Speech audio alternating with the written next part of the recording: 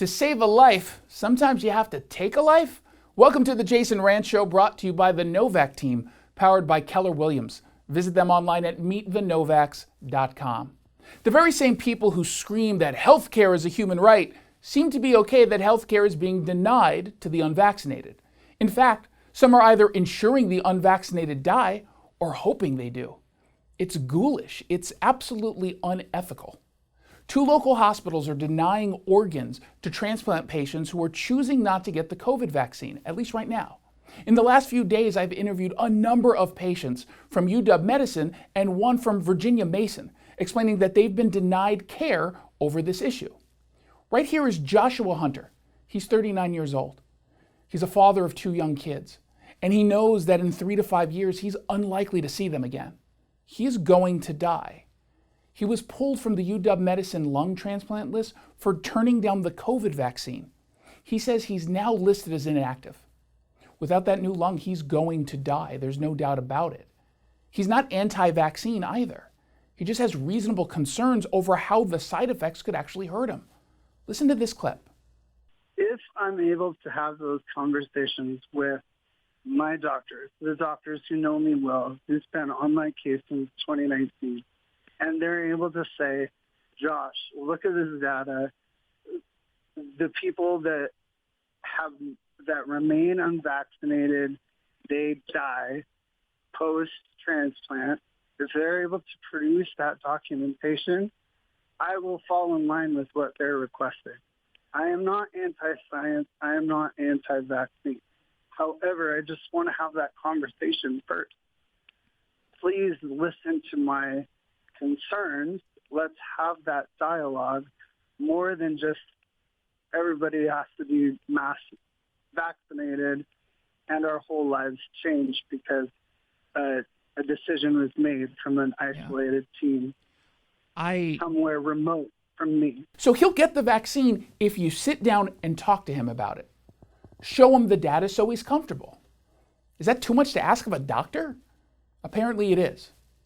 UW Medicine, up until this week, refused to acknowledge that their policy is to deny transplants to patients without a COVID vaccine. So why not just be honest and open? They claim that before it was a case-by-case situation, but they wouldn't say whether or not they would give transplants to those who aren't vaccinated. Thankfully, that has since changed.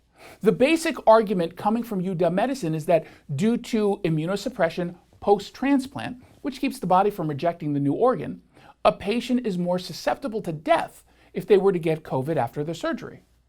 But they never really address getting the vaccine after the surgery. Is that an option? Why not? Nor do they answer direct questions from me or apparently from some patients. Whatever happened to bodily and medical autonomy? That a doctor can't force you into something you don't actually want. When an addict comes in to deal with an infection from intravenous drug use, that of course will ultimately kill them. Doctors don't withhold treatment until the patient enters detox. They would never do that. In fact, in this state, we give them clean needles and we send them on their way. But what they're saying here is they're denying someone life-saving surgery in order to protect them from death by COVID. But these patients will die without the surgery. So you're killing them to save them from COVID? That doesn't make sense. This isn't the only COVID healthcare outrage of the moment.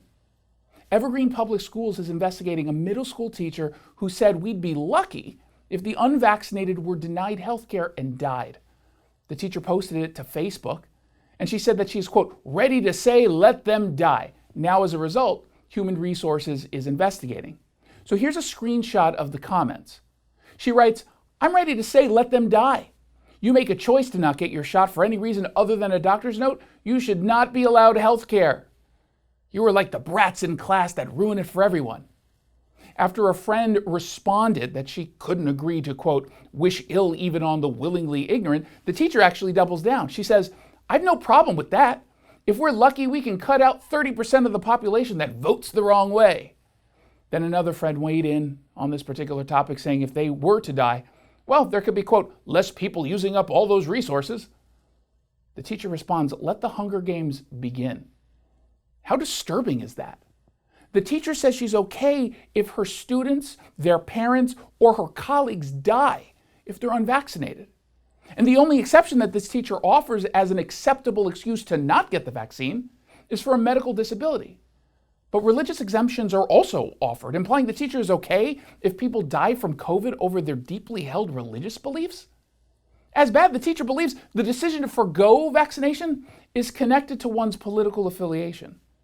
Given the high number of young people and racial minorities not vaccinated, claiming any kind of political affiliation here is just stupid.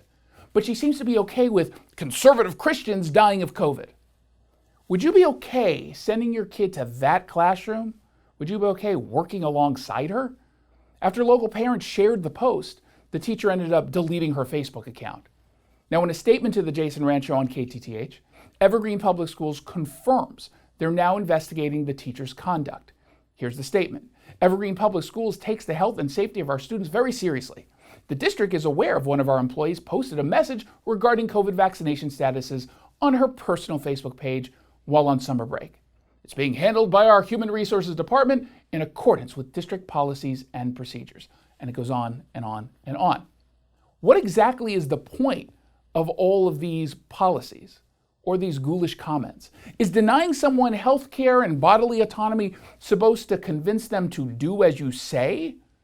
Probably the opposite. Perhaps it's to play into the hopes of sociopath teachers in the Evergreen School District. I'm not entirely sure, but we know it's not working.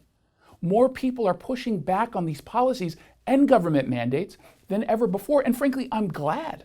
Not because I'm anti-vax, quite the opposite. I recommend you get a vaccine in consultation with a doctor if you want. It's what I did. I just don't want to force it on anyone. Because look at the people who want to force it on you.